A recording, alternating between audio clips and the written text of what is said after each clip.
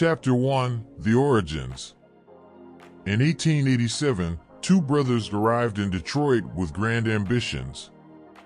In a short time, they were managing a renowned mechanical workshop, working for Henry Ford, an automotive industry icon. Unknown to many, they were instrumental in the success of the Ford Motor Company. They created high-quality components for Ford vehicles. Without them, the Model T might not have come to fruition.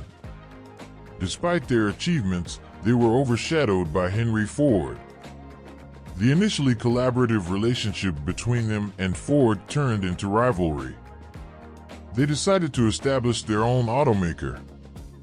At one point, their sales reached second place in the USA, just behind Ford, their former partner and current competitor.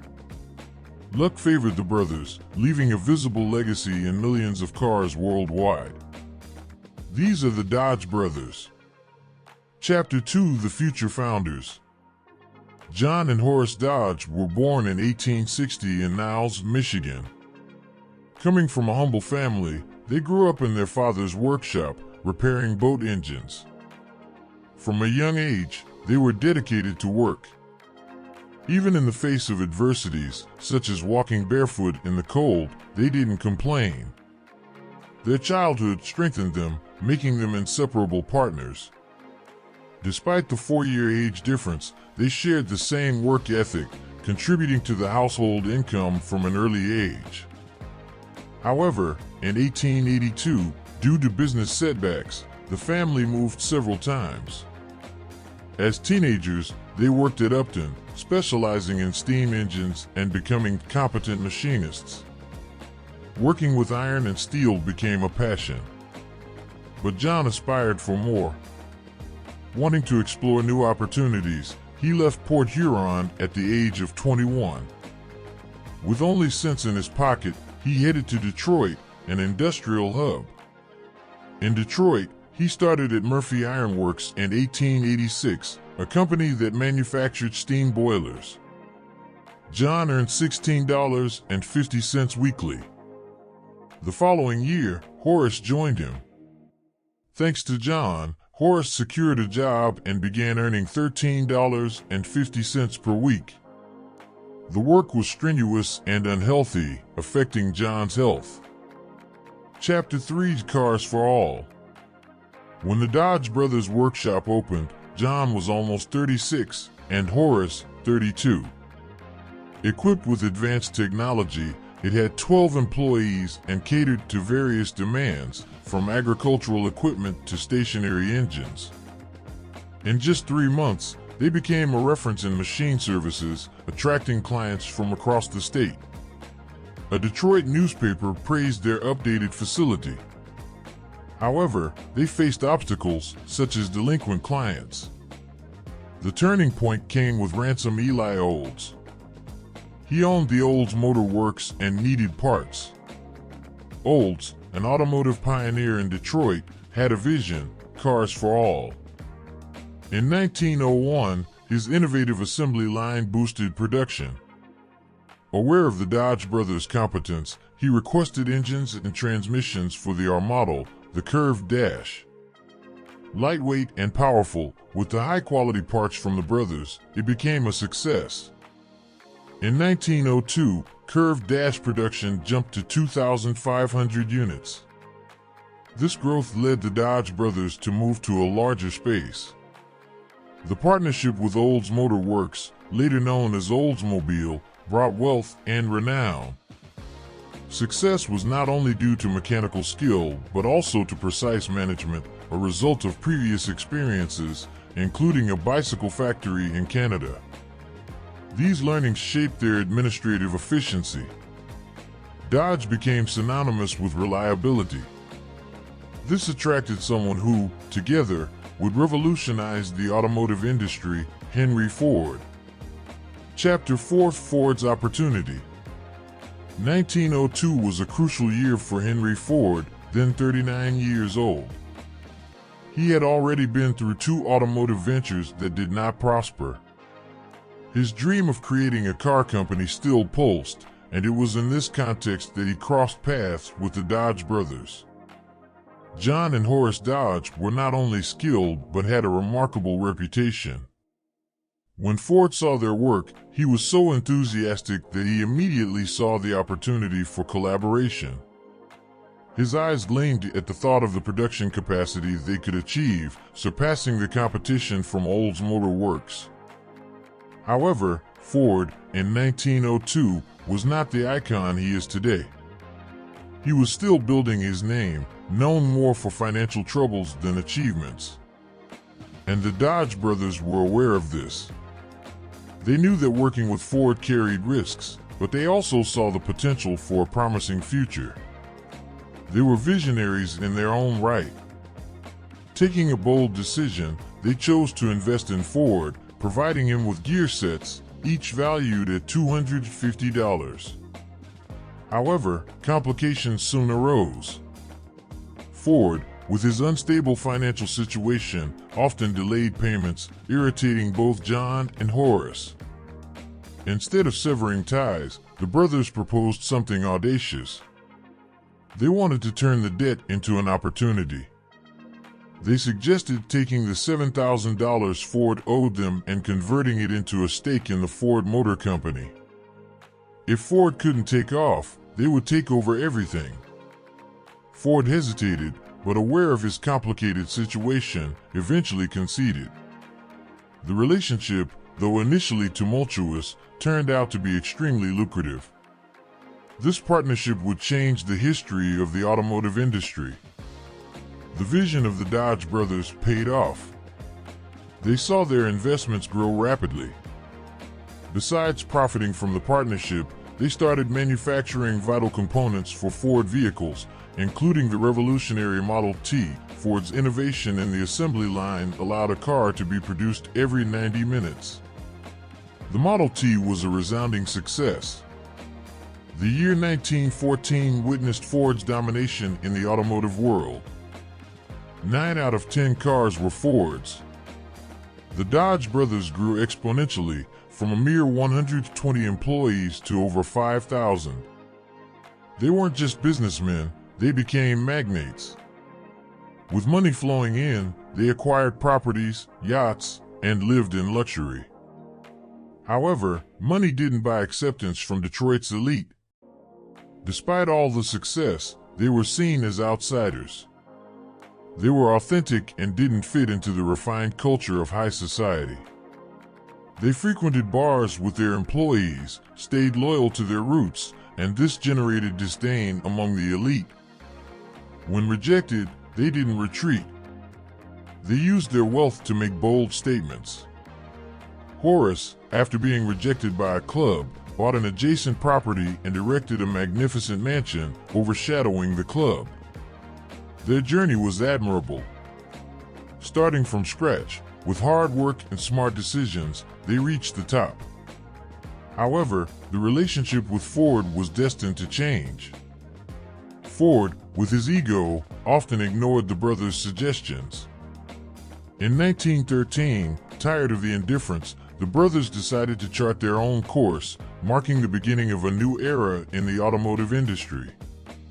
Chapter 5: First Military Brand. On July 1, 1914, the Dodge brothers founded the Dodge Brothers Motor Company. Horace and John were recognized as excellent mechanics in Michigan. Due to this reputation, 6,000 people attended the debut of the Model 30, the first Dodge car. The Model 30 surprised everyone. It had a 35 horsepower engine, 15 more than the Ford Model T. Additionally, its body was entirely metal, unlike Ford. Equipped with a 12-volt electrical system, it also had electric headlights and a speedometer. In 1945, 45,000 of these cars were sold. This made Dodge the third largest car seller in the U.S. in its first year. Unlike Ford, which updated its cars annually, Dodge focused on mechanical improvements.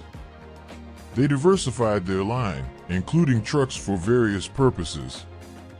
When asked about the higher prices of their cars, Horace retorted, needling Ford.